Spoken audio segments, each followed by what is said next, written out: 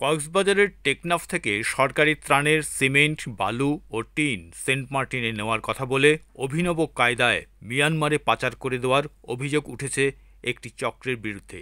কক্সবাজারের টেকনাফ থেকে সেন্ট মার্টিনের উদ্দেশ্যে রওনা হওয়ার পর সিমেন্ট, বালু ভর্তি একটি ট্রলার সহ ৩ মাঝিমাল্লার খোঁজ মিলছে না। বৃহস্পতিবার ১ মে সন্ধ্যা পর্যন্ত ট্রলারটি সেন্ট মার্টিনে না পৌঁছানোয় বিষয়টি জানাজানি হয়। এর আগে বুধবার বিকালে উপজেলা ত্রাণ ও পুনর্বাসন শাখা থেকে টিআর প্রকল্পের আওতায় বরাদ্দের এইসব সিমেন্ট, বালু ও টিন ছাড় দেওয়া হয়।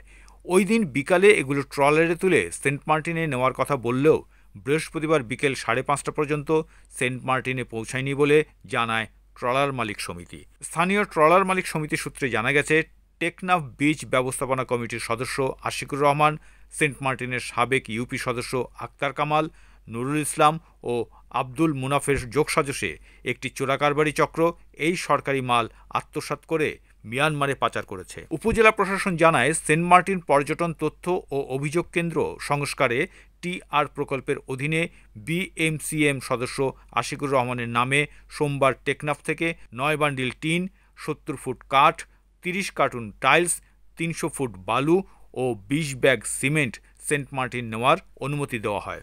তবে অভিযোগ উঠেছে, আশিকুর বরাদ্দের অনুমতিপত্র জালিয়াতি করে ২০ ব্যাগের স্থলে ৪০০ ব্যাগ সিমেন্ট উল্লেখ করেন এবং সেই বিপুল পরিমাণ সিমেন্ট সহ অন্যান্য সামগ্রী সেন্ট মার্টিনের পরিবর্তে মিয়ানমারে পাচার করে দেন। টেকনাফ উপজেলা নির্বাহী কর্মকর্তা শেখ এহসান উদ্দিন বলেন, এই ঘটনা তদন্ত করে অভিযুক্তদের বিরুদ্ধে আইনি ব্যবস্থা নেওয়া হবে।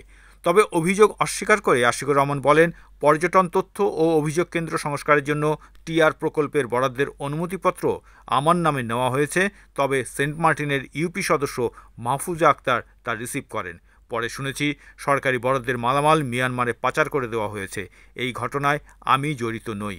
ইউপি সদস্য মাহফুজা আক্তারও একই সুরে বলেন, একটি চক্র অনুমতিপত্র জালিয়াতি করে বরাদ্দকৃত মালামাল তুলে মিয়ানমারে পাচার করেছে। কায়ুকখালী ঘাটের মাঝি আব্দুল আলিম জানান, একটি সিন্ডিকেট দীর্ঘদিন ধরে মিয়ানমারে মালামাল পাচার করে আসছে।